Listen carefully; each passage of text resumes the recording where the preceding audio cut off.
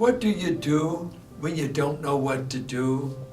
When you're outnumbered, outflanked, and trials and pressures fall upon your life that you weren't counting on. The unexpected happens. We have a story in 2 Chronicles 20 where the good king Jehoshaphat is surrounded by ancient enemies of Israel, Moab, Ammonites, Esau. And in the midst of this, he knew he was outnumbered. As he prays to God, he says this, "O our God, will you not judge them? For we are powerless before this great multitude who are coming against us.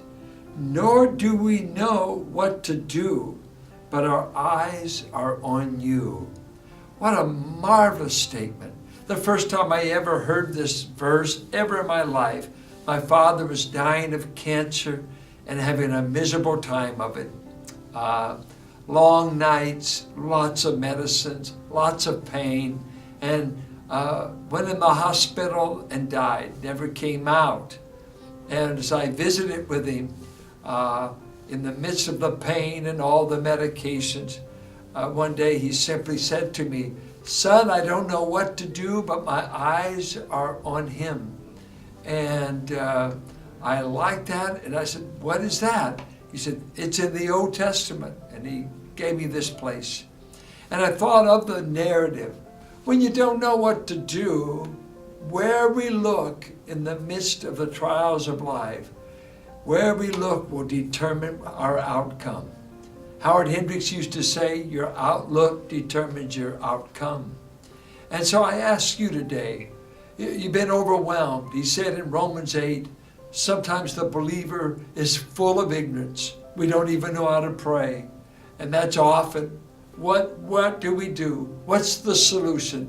And he said, I'm going to turn my eyes on God.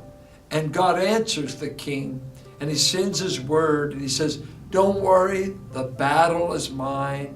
I'll do the fighting, you do the trusting. You do the looking, you look unto me. And you remember Isaiah said, look unto me, all the ends of the earth, and I'll save you. What did he tell them to do when the serpents were biting them? He said, look to the brazen brass snake. Look, and you'll be saved for a look. I ask people who are dying in their problems and even in their sins, do you want deliverance? Would you look to the Lamb of God? Would you look to Christ? And listen to what Hebrews 12 says.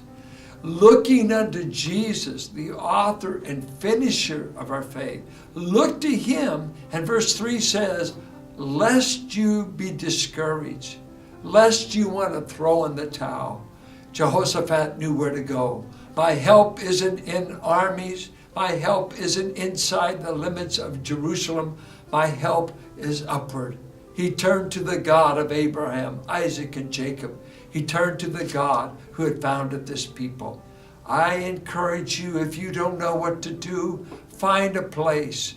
I don't care if you're driving in a car, in your heart right now, say, I'm going to look to God. I'm going to turn my situation to him, and he will be there. Listen to what verse 20 says. It says, put your trust in the Lord your God, and you will be established. When we trust him, no enemy can succeed against us. Look unto the Lord and be saved.